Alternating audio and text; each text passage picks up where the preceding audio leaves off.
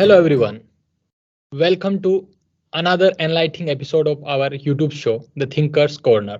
Today, we have a distinguished guest with us, Dr. Fayaz Ahmed Faizi. He wears many hats. He is an accomplished author, a skilled translator, a thought provoking columnist, a prominent media panelist, and a compassionate social activist. But that's not all. Dr. Fayaz Ahmed Faizi is also a dedicated Unani medical doctor. What sets him apart is his unwavering commitment to raising crucial issues concerning the oppressed and marginalized communities in our country, particularly the Desaj Pasmanda Muslims. Through his thought-provoking articles and engaging video conversations, Dr. Faizi has been a passionate advocate for the rights and empowerment of these underprivileged sections of society. He has spoken boldly about the abrogation of Article 370 in Jammu and Kashmir and the significance of the Triple Talaq bill, asserting that these changes have had a positive impact on the Muslim society with a special focus on the indigenous Pasmanda. Furthermore, Dr. Faizi stands firmly in support of the Uniform Civil Code UCC, believing that it can bring about greater equality and justice for all. He fearlessly speaks out against the divisive forces of Muslim communalism and is a vocal advocate for social justice within the Muslim community.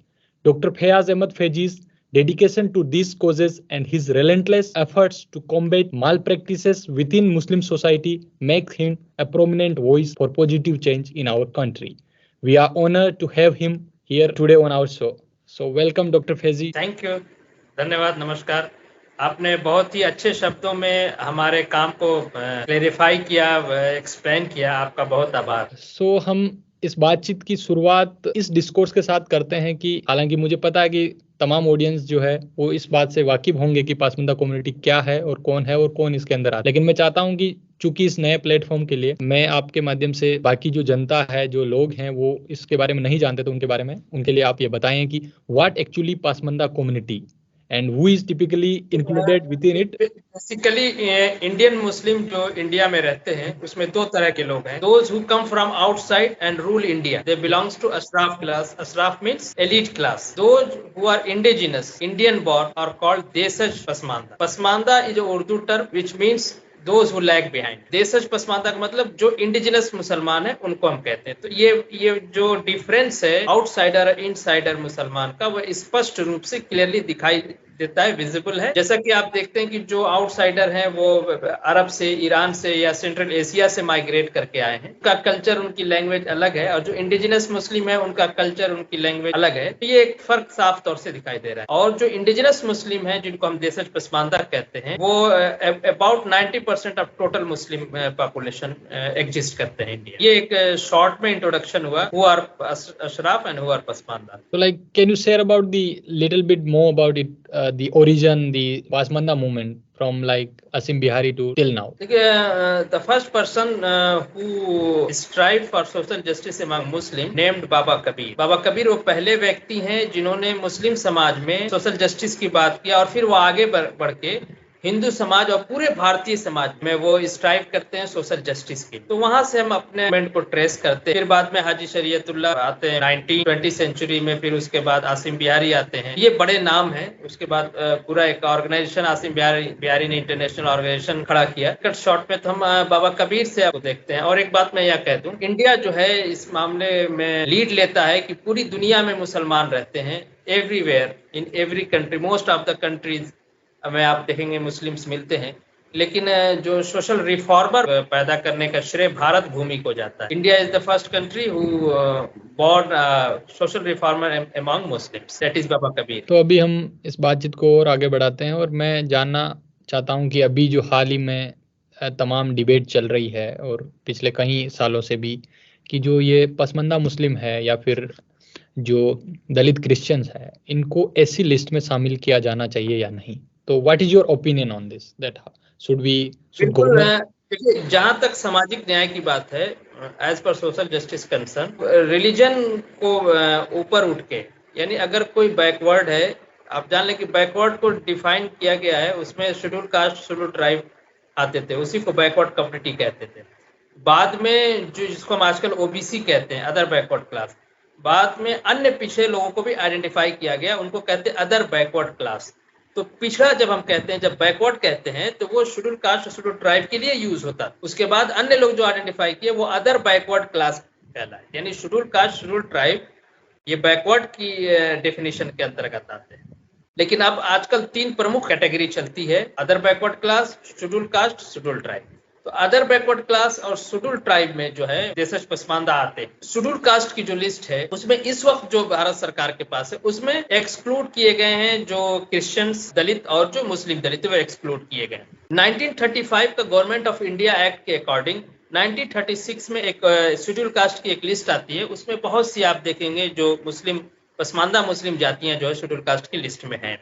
बाद में constitution draft assembly में मुसलमान अशराफ मुसलमानों ने इसका विरोध किया, और ये मौलाना आजाद के जो पोते हैं उनके भाई के जो ग्रैंड चिल्ड्रन है, फिरोज बख्त ने एक आर्टिकल लिखा था उर्दू में और इंग्लिश में, उन्होंने इस बात को उसमें लिखा है कि पटेल ने 6 कमेटी बनाई थी कि शेड्यूल कास्ट जो मुस्लिम है इनको कंटिन्यू करना है कि नहीं। 4:2 से वो हार गए, वो मतलब उनको ये तय हुआ 4:2 से कि नहीं, इनको नहीं एक्सक्लूड करना है।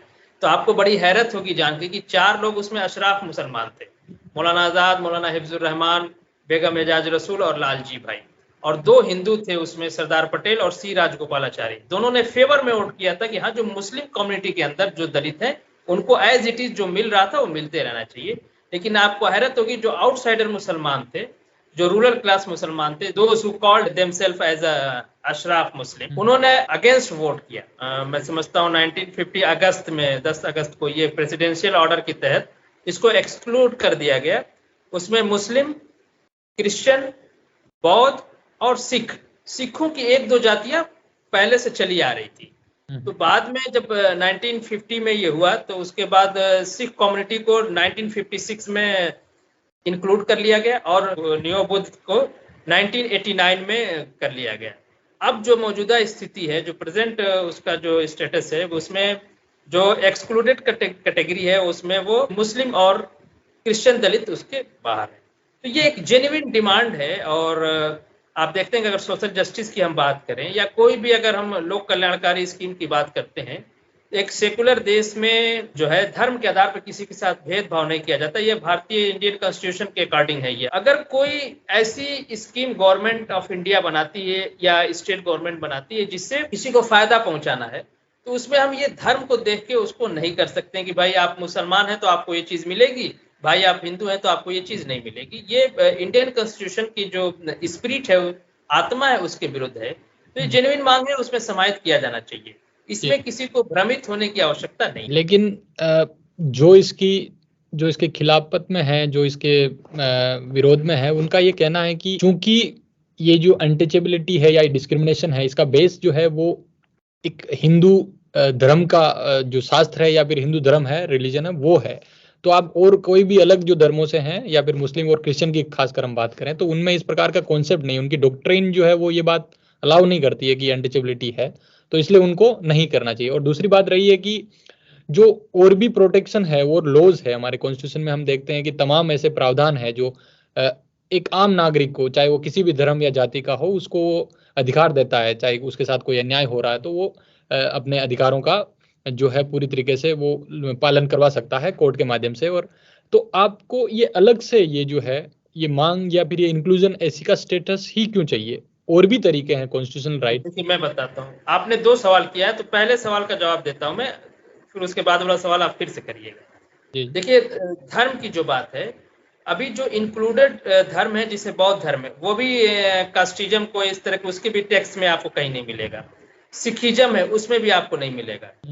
तो अगर आप ये क्लेम करते हो कि इस्लाम में और क्रिश्चियनिटी में इक्वलिटी का कॉन्सेप्ट है और वहाँ कास्ट डिवीजन को रिलीजियसली वैलिडेशन नहीं है, इस आधार पे हम उसको नहीं देंगे, तो फिर आपने बौद्ध को और सिख को किस आधार पे रखा है? तो ये डुअल बात हुई। यहाँ एक और पॉइंट डालते हैं कि वो इंडिजिनस रिलीजन है और इस्लाम और क्रिश्चियनिटी आउटसाइडर रिलीजन। क्या हम भारत में पैदा हुए हैं? जैसा कि मैं कहता हूँ कि वी आर इंडिजिनस, भारत में पैदा हुआ। आप मान लीजिए कि जो स्वीपर है, क्या उसका गुनाह यही है कि वो एक आउटसाइड स्पिरिचुअलिटी को मानता है, इसलिए आप उसको कोई चीज नहीं देंगे? ये तो अन्याय हुआ ना। मान लीजिए मैं इंडिजिनस हूँ और मैं जो हूँ स्वीपर हूँ, ठीक, मैं आज बौद्ध हूँ, आज हिंदू हूँ, आज सिख हूँ, कुछ भी हूँ, कल को मेरा स्पिरिचुअलिटी में मेरा इंक्लाइन कहीं और हो गया और मैंने एक ऐसे फेथ को एक्सेप्ट कर लिया जिसकी origin outside of the India है, तो क्या आप हमको सुविधाएं नहीं देंगे, नागरिक अधिकारों से वंचित कर देंगे? तो ये तो अन्याय की बात है। इसका मतलब आप हमारे रिलीजन को भी, हमारे स्पिरिचुअलिटी को भी कंट्रोल करना चाहते हैं। एक इंडिविजुअल को, एक तरफ तो आप कॉन्स्टिट्यूशन ये कहता है कि नहीं आप कोई भी स्पिरिचुअलिटी को, अध्यात्म को एक्सेप्ट कर सकते, कोई प्रॉब्लम नहीं। दूसरी तरफ आप उसको जो है कंस्ट्रिक्ट करते हो, उसको जो है रिस्ट्रिक्ट करते हो कि नहीं आप आउटसाइडर मानोगे तो आपको ये स्कीम के फायदे मिलेंगे, आपको ये स्कीम के फायदे नहीं होंगे। ये कहीं से एक ह्यूमन के ग्राउंड पे या एक कानून के ग्राउंड पे आप देखेंगे, कॉन्स्टिट्यूशन के ग्राउंड देखेंगे, ये कहीं से उचित नहीं है। दूसरी बात, इंडिया जो है अपने सिटीजन को कॉन्स्टिट्यूशन के अकॉर्डिंग डील करता है, ना वो कुरान के अकॉर्डिंग डील करता है, ना वो गुरु ग्रंथ साहब के अकॉर्डिंग डील करता है, ना वो बाइबल के अकॉर्डिंग डील करता है। तो जब आप कॉन्स्टिट्यूशन के हिसाब से व्यक्ति विशेष को या देश के नागरिक को डील करने की बात करते हैं, तो फिर आप किसी पॉइंट पे, यानी किसी लोक कल्याणकारी स्कीम, चाहे वो रिजर्वेशन हो चाहे कुछ और हो, उस पे आप इस्लाम को, कुरान को, हदीस को लेके क्यों चले आते हैं? कुरान में तो हाथ काटने की सजा है, तो आप कहें कि जितने देश में मुसलमान रहते हैं सबके हाथ काटे जाएंगे क्योंकि उनका धर्म ऐसा कहता है। तो फिर आप संविधान को पीछे रख दो, कुरान शरीफ को आगे ले आके कुरान शरीफ से देश चलाइए। यूसीसी की बात हो रही है तो यही हो रही है कि भाई जो पारिवारिक मामले हैं उसमें एक यूनिफॉर्म कोड होना चाहिए, जैसे हमारे क्रिमिनल लॉ के लिए कॉन्स्टिट्यूशन है, उसी तरह फैमिली इशू में भी कॉन्स्टिट्यूशन होना चाहिए। पसमानदा आंदोलन जिसको सपोर्ट करता है, जो शुरू में हमारे इंट्रोडक्शन में आपने कहा। तो पहले आप ये तय कर लीजिए कि आप इस देश के रहने वाले किसी धर्म विशेष के लोग को उसके धर्म विशेष की बुक से आप उसको गवर्न करना चाहते हैं या कॉन्स्टिट्यूशन से उसको गवर्न करना चाहते हैं, ये देख लेना चाहिए। तो ये सब देखिए, मैं बताऊं क्या हो रहा है इसमें, ये उलझाने वाली बात हो रही, किसी समस्या को हल करना के बजाय इसको उलझाने की बात हो रही। कुछ लोग ऐसे हैं, सारे दलित एक्टिविस्ट और सारे पिछड़े और सारे हिंदू एक्टिविस्ट ऐसे नहीं है, कुछ ऐसे हैं जो इसको धार्मिक मुद्दा बना के, कम्युनल मुद्दा बना के अपने उनको जो कोटा मिला हुआ है उसमें वो इन्फिल्ट्रेशन नहीं चाहते हैं। ये उनका अनजस्ट है, जो कहते हैं अनजस्टिस का कैरेक्टर है, अन्यायिक चरित्र है वो, कि वो उनको अगर लगता है कि नहीं हमें कुछ मिल रहा है तो इसमें हम किसी और को नहीं घुसने देंगे। तो क्यों नहीं घुसने देंगे? तो भैया वो बाहर के धर्म को मानते हैं। क्यों नहीं घुसने देंगे? भैया वो ऐसे धर्म को मानते हैं जिसमें सब बराबर है। क्यों नहीं घुसने देंगे भाई? तो वो कॉन्स्टिट्यूशन ड्राफ्ट असेंबली में ये बात तय हो गया था। क्यों नहीं घुसने देंगे भाई? तो पुणे पैक्ट में जो हमने रिजर्वेशन छोड़ा, हमने जो है वो सेपरेट इलेक्टोरेट छोड़ा था, तो इसलिए हमको जो है रिजर्वेशन मिल गया। क्यों नहीं घुसने देंगे भाई? तो इन्होंने पाकिस्तान ले लिया, अब ये यहाँ क्या कर रहे हैं? कम्युनल ग्रांट पे इस पूरे इश्यू को एक जो डाउन ट्रोडन या सबअल्टर्न को अपलिफ्ट करने का एक टूल है रिजर्वेशन, उस टूल को कम्युनलाइज करने का प्रयास किया जा रहा है।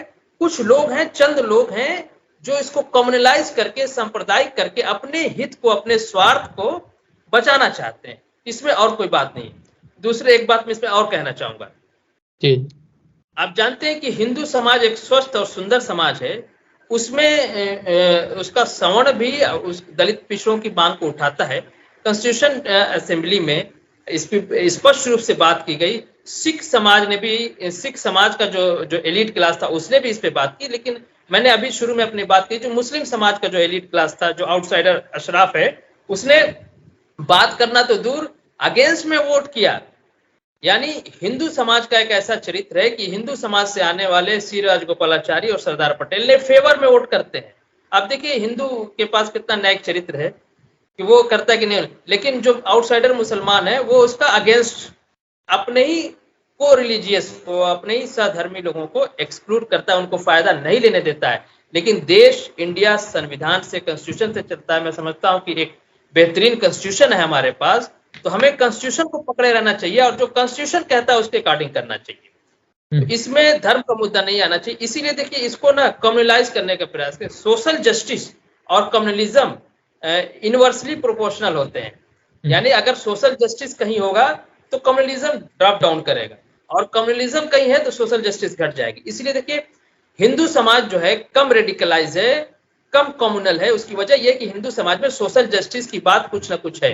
मुस्लिम समाज as compare to Hindu society almost radicalise है, कम्युनल है। उसका पढ़ा लिखा, उसका डॉक्टर, इंजीनियर भी कम्युनल होता है मुस्लिम समाज का। उसकी वजह है कि मुस्लिम समाज में सोशल जस्टिस बिल्कुल नाम मात्र भी नहीं है।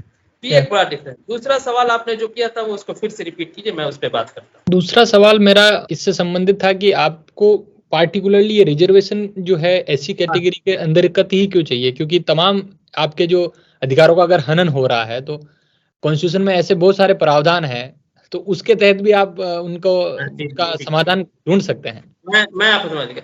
तो फिर आप क्यों रिजर्वेशन पकड़े हुए हैं? आप भी कॉन्स्टिट्यूशन के अंदर जो अदर पैरामीटर्स है उसका इस्तेमाल कीजिए, इसको खत्म ही करो ना। फिर आपको लगता है कि नहीं जो अदर पैरामीटर्स है उससे अपलिफ्ट हो जाएंगे आप लोग, तो आप भी आइए। हदीस है, अल्लाह के रसूल सल्लल्लाहु अलैहि वसल्लम की एक हदीस है कि मोमिन वो है जो अपने लिए वही पसंद करता है, दूसरे के लिए भी वही पसंद करता है जो अपने लिए पसंद करता है। ये मोमिन की डिफिनीशन मोहम्मद रसूलुल्लाह ने बताई थी। तो मैं उसी को भारतीय परिदृश्य में अगर डिफाइन करूं तो इंडियन सिटीजन वो है जो अपने लिए भी वही पसंद करे जो दूसरे के लिए पसंद करता है। यानी आप चाहते हो कि नहीं, अगर कोई डाउन टोडन सबल्टर्न है और उसको रिजर्वेशन के जरिए से उसको अपलिफ्ट किया जा सकता है, अगर मैं ये समझता हूं, तो मुझे सारे सबल्टर्न, डाउन ट्रोडन या दमित या दलित लोगों के लिए भी यही सोचना चाहिए कि उनको भी इसी तरह से अपलिफ्ट किया जाता है। पहली चीज। दूसरी चीज, ये किसी का राइट नहीं है कि भाई हिंदू समाज के दलित जो शेड्यूल कास्ट में वही आएंगे, वो उनके बाप की बपौती नहीं है। ये एक टूल है अपलिफ्ट करने के लिए। उसकी परिधि में जो भी आएगा वो उसको उसका लाभ मिलेगा। पहली चीज। ओबीसी में और एसटी में जब हैं मुसलमान, ये सारी चीजें सारे तर्क के आधार पे उसमें से भी निकाल के बाहर कर देना चाहिए। ओबीसी से भी एसटी में शेड्यूल ट्राइब तो जनजातीय तो और ज्यादा इंडिजिनस होते हैं, उनका कल्चर तो और डिफरेंट होता है। तो जब वो नहीं है, दूसरा शेड्यूल कास्ट की जो है उसमें और ओबीसी के साथ भी ये दिक्कत है कि कुछ जातियां जो हैं अपलिफ्ट कर गई हैं। ओबीसी में एक दो जातियां, शेड्यूल कास्ट में भी एक दो जातियां जो अपलिफ्ट कर गई हैं, उनके अंदर जो है ना हिंदू सवर्णों की तरह, या जैसे हिंदू सवर्णों ने इस बात की जरूरत महसूस किया, आप पूना पैक्ट कर लीजिए, गांधी जी और जो भी कांग्रेस के दरमियान और उसके वहां तो सहमति बनी ना कि ठीक है आपको ये अगर हम नहीं देते तो आप ये ले लीजिए। तो हिंदू सवर्ण, अब नेहरू जी ब्राह्मण थे, उन्होंने अंबेडकर को मिनिस्टर बनाया। तो और आप ऐसे तमाम आप देखें कि ओबीसी के रिजर्वेशन में वीपी सिंह सवर्ण हैं, उन्होंने किया, अर्जुन सिंह ने किया। लेकिन वैसे ही चरित्र जैसा हिंदू सवर्ण ने सोशल जस्टिस का चरित्र दिखाया, वैसा वो जातियां जो ओबीसी और एससी में आगे आ गई हैं, वो अपने सहधर्मी अन्य दलित जातियों, अन्य पिछड़े जातियों के साथ नहीं कर पा रही। इसीलिए ओबीसी के वर्गीकरण की भी आवश्यकता है। जहां जहां ओबीसी का वर्गीकरण है, जैसे बिहार में एक आध राज्य में, वहां कुछ फायदा मिल रहा है। उसी तरह से शेड्यूल कास्ट के आरक्षण को भी कैटेगराइज करना चाहिए। देखिए, हमारी रिजर्वेशन किस लिए आया कि जो नीचे रह गई हैं, जो पिछड़ गई हैं जातियां, उनको ऊपर ले आया जाए। अब उसमें कुछ जातियां आगे आगे, लेकिन अभी बहुत सी जातियां हैं।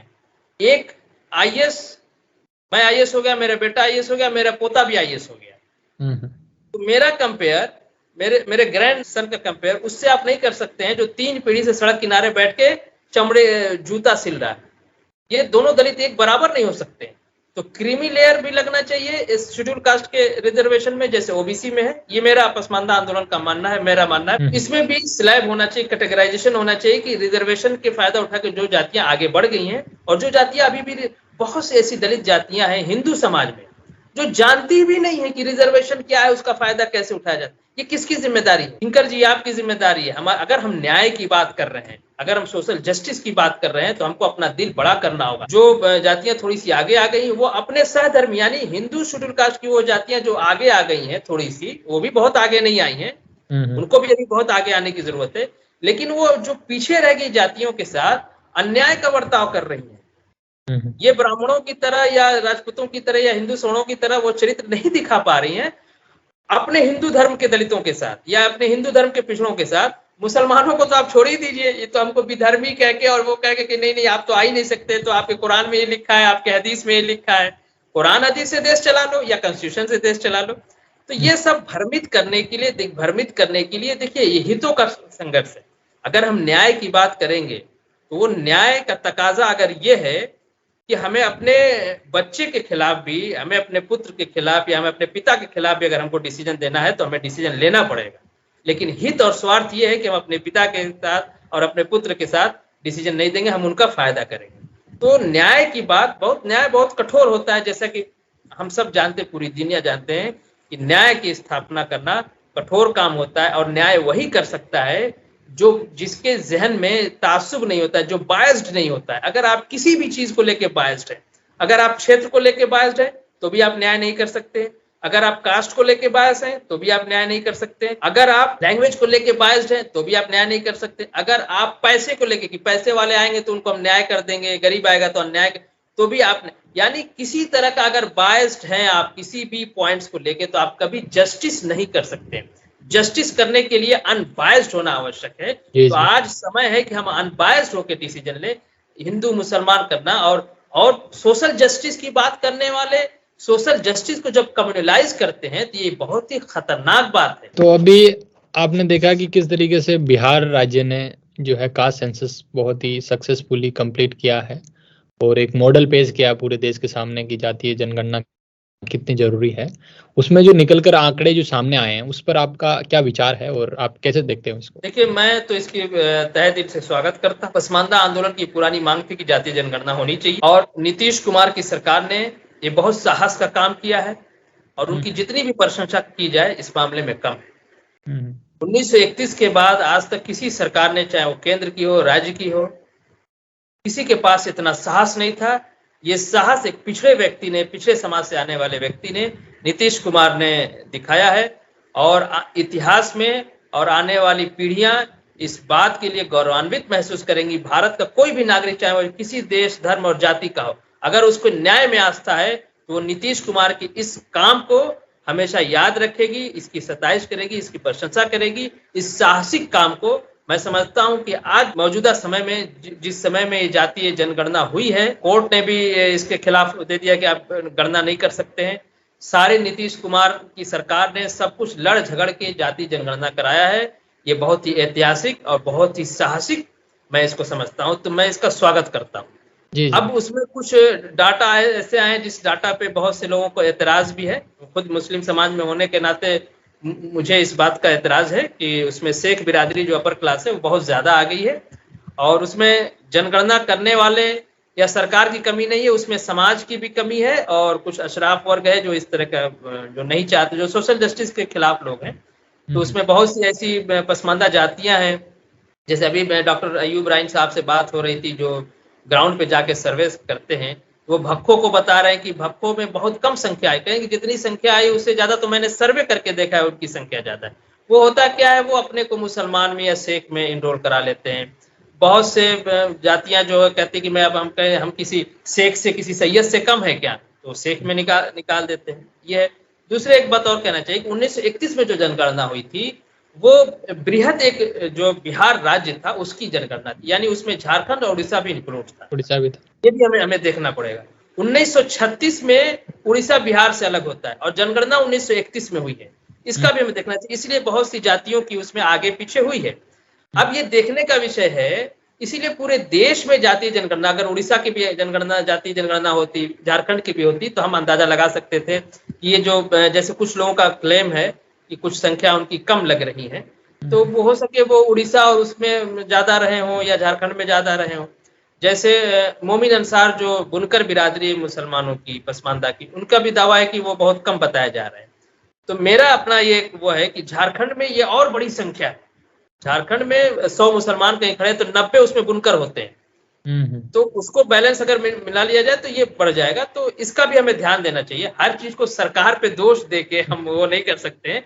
बहुत ही साफ और बहुत ही महत्वपूर्ण और बहुत ही साहसिक ये कार्य है जातीय जनगणना कराना ना।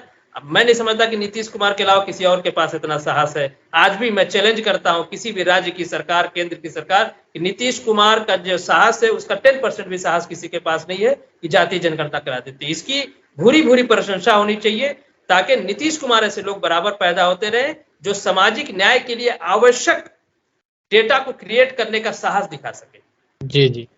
और हालांकि अभी झारखंड सरकार ने जो है, सोरेन सरकार है, उन्होंने भी अनाउंस किया है कि वो भी जल्द ही इस काम को आगे बढ़ाएंगे, जातीय जनगणना को। उसका भी मैं स्वागत करता हूँ। एक बात ऐड कर दूं मैं कि असम के मुख्यमंत्री ने भी, शर्मा जी ने भी ऐलान किया है कि जो इंडिजिनस मुस्लिम है, अभी कुछ दिन पहले उन्होंने 5-6 इंडिजिनस मुस्लिम का कुछ वो निकाला भी था, उसकी वो फिर से सोशियो इकोनॉमिक कैलकुलेशन कराना चाहते हैं किसके क्या हालात। लेकिन उसमें एक बात ऐड करना चाहूँ कि उसमें जो है वहां देखिए शेड्यूल ट्राइब में उन्होंने बुनकर भी हैं, जबकि बिहार में बुनकर ओबीसी में आते हैं। लेकिन वहां एक हैरत की बात है कि असम में सैयद को भी उसमें शेड्यूल ट्राइब में रखा गया है, जनजातीय इंडिजिनस में रखा गया है। देखिए सैयद कितने चतुर हैं, यहाँ आपसे कहते हैं कि हम मोहम्मद साहब के वंशज हैं, वहां असम में जाके शेड्यूल ट्राइब में घुसे पड़े हैं। तो मेरी आपके चैनल के माध्यम से मैं असम सरकार से अनुरोध करूंगा कि वो देखें कि वो जो सैयद हैं वो कौन लोग हैं, क्या वो सिर्फ नाम से, जैसे बुनकर भी अंसारी लिख लेता है, हमारे यहाँ जो भीख मांग के खाने वाली जाति होती है मुसलमान, वो भी अपने नाम के आगे शाह लिख लेता है, जबकि ये शेख की टाइटल है, शाह वलीउल्लाह मुहद्दिस देहलवी, शाह रफीउल्लाह, ऐसे करके जो नाम होते थे, जो पीरी बुजुर्गी वाली लाइन होती थी, तसव्वुफ वाली या सूफीज़म वाली, तो उनको सही से आइडेंटिफाई करके, वरना सैयद कहीं से इंडिजिनस नहीं है, वो दिन भर यही कहते रहते कि मोहम्मद साहब के वंशज है। तो ये झारखंड के साथ साथ असम की सरकार की भी स्वागत होनी चाहिए। और हमारी पुरानी, देखिए एक बात मैं आपको कहती हूँ, जनगणना पे मैंने ये जो जाति जनगणना में मैंने 2 आर्टिकल लिखा। एक द ट्रिब्यून ने, पंजाब का जो बड़ा अखबार है ट्रिब्यून, आप जानते हैं, उसने पब्लिश किया था। एक द प्रिंट ने पब्लिश किया था। हमने, देखिए ओबीसी, हिंदू ओबीसी की जनगणना नहीं हुई थी, लेकिन Hindu schedule caste, Hindu schedule tribe की हमेशा होती है, लेकिन मुस्लिम समाज में शेड्यूल ट्राइब है, शेड्यूल कास्ट है, उनकी नहीं होती है। तो हमने ये मांग किया था कि जब तक आप ओबीसी की जनगणना नहीं कर पा रहे हो, तो मुस्लिम समाज के जो शेड्यूल कास्ट है, शेड्यूल ट्राइब है, उनकी गिनती होनी चाहिए। क्योंकि हिंदू समाज के शेड्यूल ट्राइब और शेड्यूल कास्ट की गिनती होती है, तो मुस्लिम समाज के शेड्यूल कास्ट और शेड्यूल ट्राइब को गिनने में कोई झंझट की बात नहीं है। तो मुझे लगता है कि किसी ने सुना चाहे नहीं सुना, आसाम की सरकार और शर्मा जी ने बात सुन लिया है, उनको लगता है कि नहीं, शेड्यूल ट्राइब में काउंटिंग कर लेनी चाहिए। और ये अच्छी बात है, बिहार राज्य ने इसकी पहल किया, और मुझे लगता है कि और सरकारों को भी चेतना चाहिए, क्योंकि जब तक डेटा हमारे पास नहीं होगा तो फिर थोड़ा सा न्याय करने में, एक जैसे मैं डॉक्टर हूँ, तो हमको एक्सरे देखने, चेस्ट में अगर खांसी आ रही तो हमें पता लग जाता कि यहाँ ब्रोंकिएक्टाइटिस है, कि ट्यूबरकुलोसिस है, या ब्रोंकाइटिस है, किस वजह से हो रहा है। लेकिन हमें डाउट होता है तो हम एक्सरे भी करा लेते हैं, ब्लड टेस्ट भी करा लेते हैं, उसके बाद हम कंफर्म डायग्नोसिस बना लेते हैं। तो सामाजिक न्याय के लिए कंफर्म डायग्नोसिस बनाने के लिए जांच आवश्यक है, डेटा कर लेना। और आज के जमाने में कोई डॉक्टर बिना एक्सरे लिखे, बिना खून की जांच कराए अंदाजे पे इलाज करता है, तो ये अच्छी बात नहीं होगी। और आज के युग में जब इतने आपके पास संसाधन है किसी चीज को काउंट करने के लिए, आप सही डेटा नहीं रखते हैं, तो ये बहुत मैं दुर्भाग्य समझता हूं देश का। और ऐसा डॉक्टर, ऐसा सामाजिक न्याय का डॉक्टर देश के लिए खतरनाक हो सकता है, जो अंदाजे पे इलाज करता है। जी, आज के युग में खासकर देखा जाए तो तमाम ऐसे संसाधनों के बावजूद अगर हमारे पास डेटा, सही डेटा नहीं है, क्योंकि ये डेटा का युग है, data is power basically. So if we don't have data, proper data, then how can we diagnose the actual problem that we are having in our society? Let's move to the another topic that is very crucial in our discourse. You have supported UCC, is a topic that you have supported already, and then you have talked a lot about it, believing that it can bring a greater equality and justice for all. Can you explain that your perspective on how the UCC can benefit society, and how do you address concerns about it infringing on cultural and religious freedoms? देखिए ये उसी तरह से benefit होगी पूरी Indian society के लिए, जैसे हमारा क्रिमिनल लॉ यूनिफॉर्म होने पे बेनिफिट हो रहा है, ठीक है। और मैं जिस समाज से आता हूँ, मैं मुस्लिम समाज में भी बहुत डाउन ट्रोडन पसमानदा समाज से आता हूँ, जो धार्मिक और इस तरह की कानूनों के जद में आके जिसका बहुत नुकसान होता है। और हम शरिया कानून से डील होते हैं, हमारा जो फैमिली अफेयर है, और शरिया कानून मेडिवल एज का है। और मेडिवल एज में भी उस वक्त के जो फ्यूडल एक सिस्टम था पूरी दुनिया में, मेडिवल एज में, उसका बहुत ज्यादा उस पे इन्फ्लुएंस है शरिया लॉ पे। सिर्फ कुरान हदीस, और आप जानते हैं कि जो मोहम्मद रसूलुल्लाह के अंदर जो सोशल जस्टिस या एक इकोनॉमिकल जस्टिस की बात हुआ करती थी, वो शरिया में आपको नहीं दिखाई देता। तो शरिया में बहुत सी ऐसी चीज हैं जो फ्यूडल है। एक तो पैट्रियार्कियल है वो, दूसरा वो उसमें सोशल जस्टिस नहीं है, तीसरा वो जो है आज का जो एक आधुनिक युग में, एक मॉडर्न एज में बहुत सी चीजें उससे मैच नहीं करती हैं। और न सिर्फ फीमेल के साथ बल्कि मेल के साथ भी डिस्क्रिमिनेटरी है। फादर अगर एक्सपायर कर जाता है और ग्रैंड फादर अगर जीवित है, तो जो ग्रैंड सन है, मान लीजिए एक्स है, एक्स का सन वाई है, वाई का सन जेड है, तो अगर जेड भी जिंदा है और एक्स भी जिंदा है और वाई एक्स करता है, तो पोते को दादा के पैतृक संपत्ति है जो उसके फोर फादर्स की है, वो उस पर 0 हो जाएगी, नहीं मिलेगी। तो ये मेल के साथ डिस्क्रिमिनेशन हो रहा है।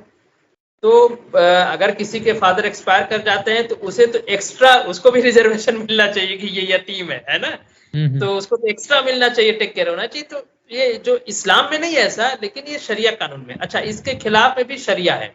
यानी शरिया का जो ये कॉन्सेप्ट है, इसके खिलाफ भी बहुत से फकीह ऐसे हुए हैं। फकीह कहते हैं जुरिस्प्रूडेंस, जो शरिया जो डिफाइन करते हैं, जो बनाते हैं, वो भी डिफरेंट राय रखते हैं। लेकिन इंडिया में जो चलता है वो यही चलता है कि पोते को राइट नहीं मिलेगा, और भी तमाम बातें। तो मैं इसको जो है सबसे ज्यादा मैं पसमानदा समाज के हित में देखता हूँ। तो उसको एक आधुनिक कानून मिलेगा, उसको पारिवारिक मामलों में भी उसी तरह आधुनिक कानून मिलेगा जिस तरह अन्य मामलों में उसको एक आधुनिक कानून कॉन्स्टिट्यूशन या संविधान पे मिला हुआ है। और इसी संविधान की वजह से पसमानदा की कुछ हालात अच्छे हुए। मैं डॉक्टर बन गया हूँ, मैं आपसे बात कर रहा हूँ, कुछ हमारी कंडीशन अच्छी हुई। हमारी कंडीशन बहुत अच्छी नहीं है, सच्चर कमेटी की रिपोर्ट और तमाम आप देख सकते हैं कि मुस्लिम ओबीसी जो है हिंदू ओबीसी से भी पीछे है, मुस्लिम दलित हिंदू दलित से भी पीछे है, इस तरह की बात है। तो अच्छी हमारी कंडीशन अच्छी होगी। दूसरा, जो यूसीसी को लेके बहुत लोग जो विरोध कर रहे थे, पॉलिटिकल ग्राउंड पे लोग विरोध कर रहे थे कि बीजेपी इसको ला रही है तो हम इसको नहीं लाने देंगे। विशेष रूप से जो सोशल जस्टिस की बात करने वाली जो पॉलिटिकल पार्टीज हैं या सोशल जस्टिस की बात करने वाले जो ऑर्गेनाइजेशन है, सोशल ऑर्गेनाइजेशन है, वो विरोध कर रहे थे। तो मैंने एक बात कही थी उनसे कि अगर आपको लगता है कि नहीं शरिया कानून हमारे लिए ठीक है पसमानदा के लिए, जो टोटल 90% है पूरे मुस्लिम आबादी का, तो आप भी जो है अंबेडकर ने जो हिंदू कोड बिल बनाया था, आप जानते हैं कि अंबेडकर कितना डेडिकेटेड थे समाज के सुधार के लिए, और उन्होंने जो हिंदू कोड बिल लाया उससे सवर्ण महिलाओं का भी फायदा हुआ। तो वो हिंदू समाज में एक सुधारक के तौर पे उन्होंने एक काम किया था, और इतने वर्जित थे, इतने दृढ़ प्रकृत थे, इतने फर्म डिटरमेंट थे कि उन्होंने मिनिस्ट्री से रेजिग्नेशन दे दिया उन्होंने। अभी हम जो है ना एक मेंबर हो जाए म्युनिसिपल कॉर्पोरेशन में तो हम इस्तीफा नहीं देंगे। तो अंबेडकर कितना डेडिकेशन था उनको सोसाइटी को अपलिफ्ट करने के लिए, सोसाइटी को न्याय दिलाने के लिए, सोसाइटी को रूढ़िवाद और दकियानुसी चीजों से बाहर निकालने की। तो मैंने इन दलित और जो बहुजन के आंदोलनकारी थे, मैंने कहा था कि ठीक है, ऐसा करते हैं कि जो हिंदू कोड बिल बाबा साहब भीमराव अम्बेडकर ले आए थे उसको हटा देते हैं और पारिवारिक मामलों में मनुस्मृति को ले आते हैं। अब आप और हम एक हो गए। मैं मेडिवल एज के शरिया कानून से डील कर रहा हूँ, आप मनुस्मृति से डील कर रहे हैं। अब आप कहिए कि आपको यूसीसी चाहिए कि नहीं चाहिए। आप तो बाबा साहब भीमराव अम्बेडकर का मॉडर्न कानून में आप मजा ले रहे हो, और आप हमको चाहते हो कि हम शरिया कानून में मेडिवल एज में सजा पाते रहे। ये देखिए, ये न्याय की बात है। इसको पॉलिटिकल मुद्दे से ऊपर उठ के देखना चाहिए। अगर भीमराव अंबेडकर आज होते दुनिया में तो यूसीसी को लेके वो सबसे अग्रणी होते, ये आप जान लीजिए। और उसी तरह से फॉर्म डिटरमिन्ड होते जिस तरह से हिंदू कोड बिल को लेकर फॉर्म डिटरमिन्ड थे। भले ही आज वो सरकार में नहीं होते, वो ग्राउंड पे काम कर रहे होते, और भारत में सबसे मजबूत आवाज यूसीसी के फेवर में अगर होती तो बाबा साहब भीमराव अम्बेडकर की होती, अगर आज वो जीवित होते। लेकिन हम भीमराव अम्बेडकर नहीं है, हम उतने बड़े नहीं हैं, लेकिन हमारी जितनी बिसात है, हमारी जितनी कैपेसिटी है, हम उसी कैपेसिटी में हम यूसीसी के लिए सपोर्ट कर रहे हैं, उसको लड़ रहे हैं। किसको हम देख रहे हैं कि 90% जो इंडिजिनस मुसलमान हैं, जो इस तरह के उल जुलूल कानून जो है शरिया और फ्यूडल लॉ के तहत गवर्न हो रहे हैं, हम उससे निजात पाना चाहते हैं। इसमें किसी को भ्रमित होने की आवश्यकता नहीं, और ये बहुत ही जेन्युइन और जस्टिस वाली डिमांड। इसी में एक बात और जोड़ते हुए कि आपने ऑलरेडी जो है, जैसा कि हम देखते हैं कि 370 है वहाँ अबोलिश हो चुकी है जम्मू एंड कश्मीर में, उससे जुड़ा सवाल ये है कि आपने उसका इम्पैक्ट जो है ट्रिपल तलाक में भी हम देखते हैं कि 370 और ट्रिपल तलाक दोनों में आपने क्या इम्पैक्ट देखा, खासकर ट्रिपल तलाक को तो आप देख ही लीजिए। क्योंकि हमारा इंडिजिनस कल्चर है, तो हमारे यहाँ शादियां होती हैं तो हम ये मान के चलते हैं कि जन्म जन्मांतर का संबंध है, और तलाक का कल्चर चूंकि हमारा नहीं, हमारा धर्म में जरूर तलाक है लेकिन तलाक का कल्चर नहीं है। तो उससे क्या होता है कि अगर हमारे यहाँ कहीं तलाक वगैरह हो जाती है तो लड़का और लड़की दोनों की जिंदगियां बर्बाद हो जाती हैं। लड़के को भी दूसरा रिश्ता नहीं मिलता है, लड़की को भी दूसरा रिश्ता नहीं मिलता है।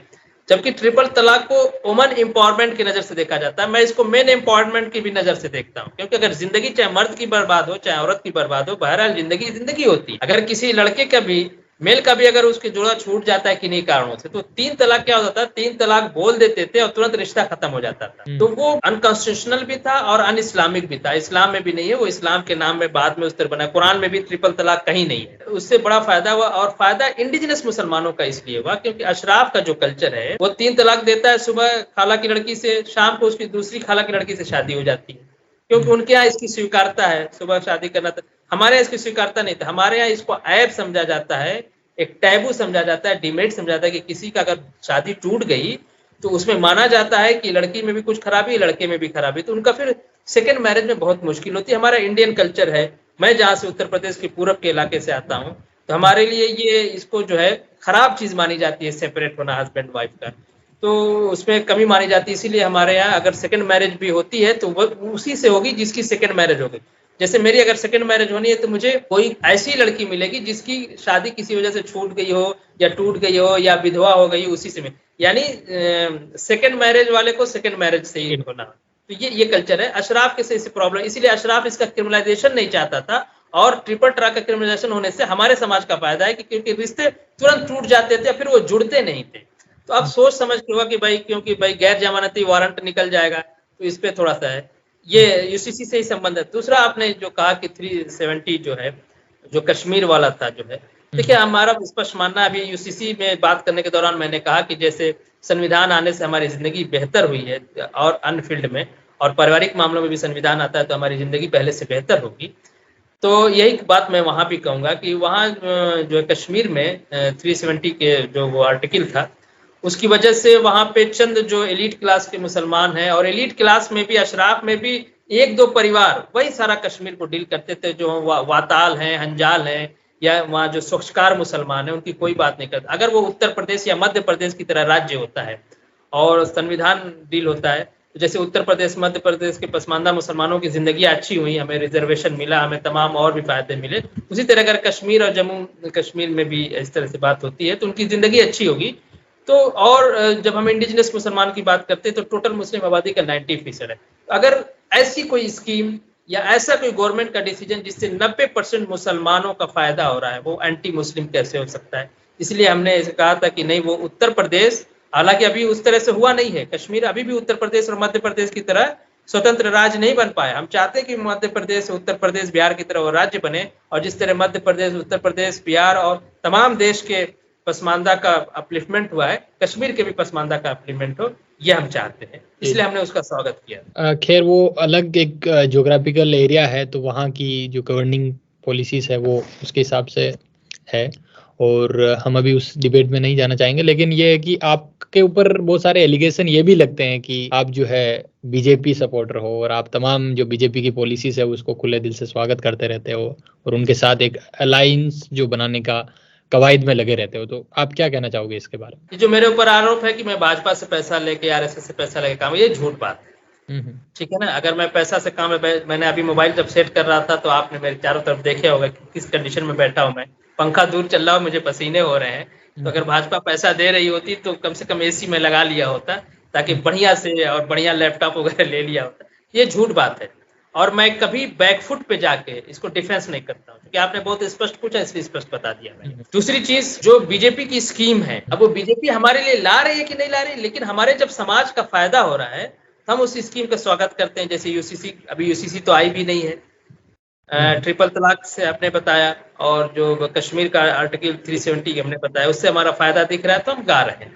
और गवर्नमेंट के गाने में कोई बुराई नहीं है। अगर गवर्नमेंट कोई ऐसा काम करती है लोकतंत्र के अंदर, तो जिस तरह से जनता को यह अधिकार है कि वो सरकार को खराब काम करने पे उसको पनिश करे, अगली बार उसको मौका न दे, उसी तरह जनता को यह अधिकार है कि गवर्नमेंट जब अच्छा काम करे तो उसकी जो प्रेज भी करे, उसकी तारीफ भी करे, ताकि अच्छा काम करने के लिए राजनेताओं के अंदर हौसला उत्पन्न हो, उनको लगे कि नहीं, जब हम कोई लोक कल्याणकारी या देश की जनता के हित में काम करते हैं तो जनता इसको जो है ताली बजाती है और जनता इससे खुश होती है।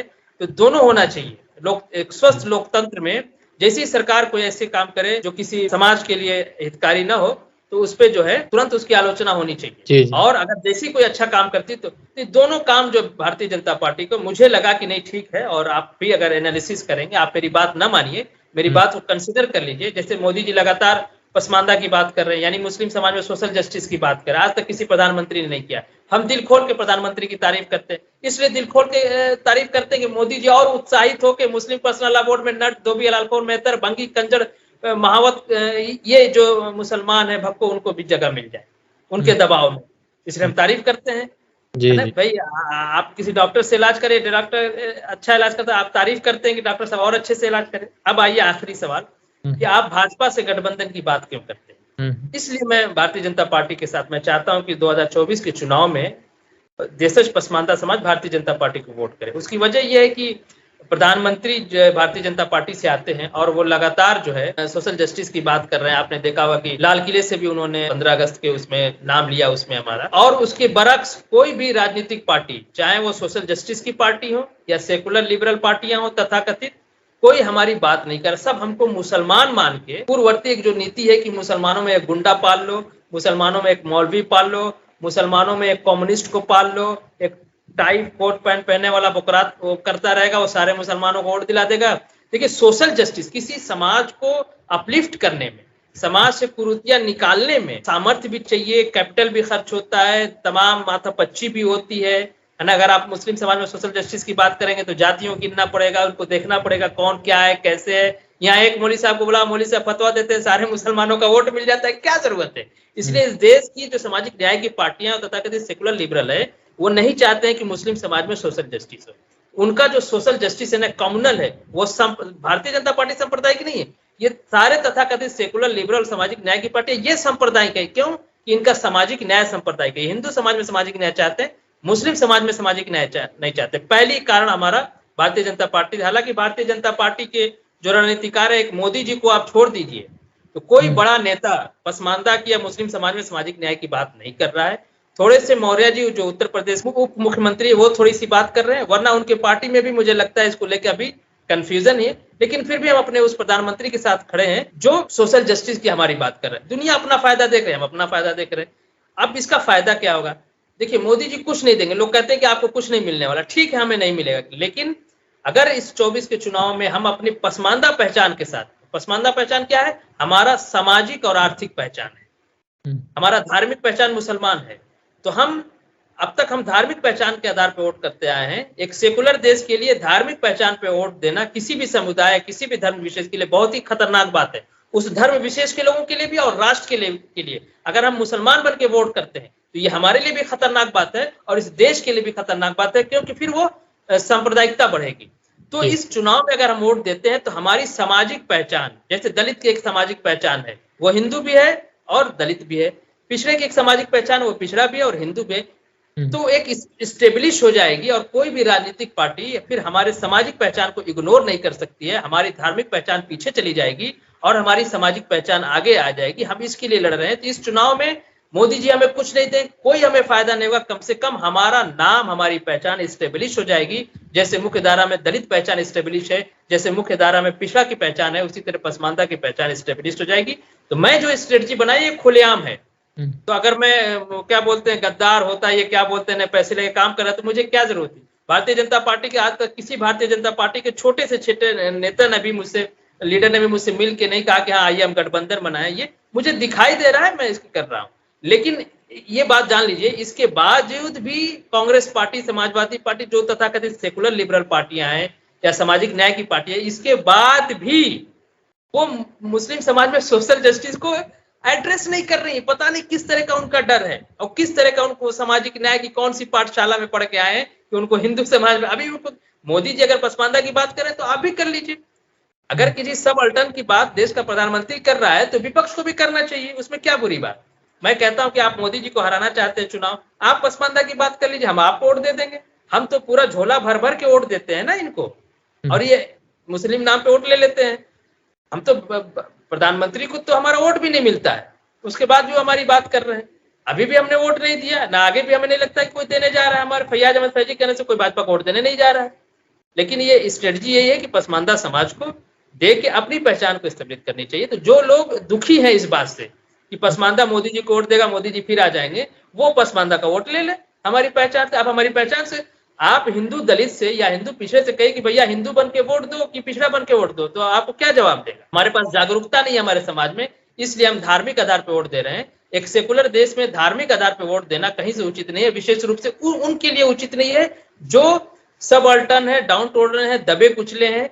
वंचित समाज को धार्मिक आधार पर वोट देना बहुत ही खतरनाक है। वंचित समाज को अपनी वंचितता के आधार पर वोट देना चाहिए, चाहे वो जिसको vote they. On this note, we thank you for coming and joining us on our show, and we hope that we will continue this discussion further in our channel and various platforms. Thank you again, Fayaz, for coming on our channel. आपका मैं बहुत आभार व्यक्त करूंगा। आप बहुत ही कुशल interviewer हैं। आपने इतना अच्छा इंटरव्यू हमारा आज तक किसी ने नहीं लिया था। आपने सारी बात निकलवा लिया, बहुत ही खामोशी, बहुत कूल होके और बहुत अच्छे से, तो आपने अच्छे से क्वेश्चंस भी किए और सारी बातें निकल के, मैं आपका आभार इसलिए व्यक्त कर रहा हूँ कि सारी इस बातें सही सही और सीधे सपाट रूप में जनता के सामने जाना चाहिए, ताकि पब्लिक को डिसीजन लेने में, किसी मुद्दे को समझने में उसको आसानी हो। मैं इसके लिए आपका हाथ जोड़ के आभार व्यक्त करता हूँ।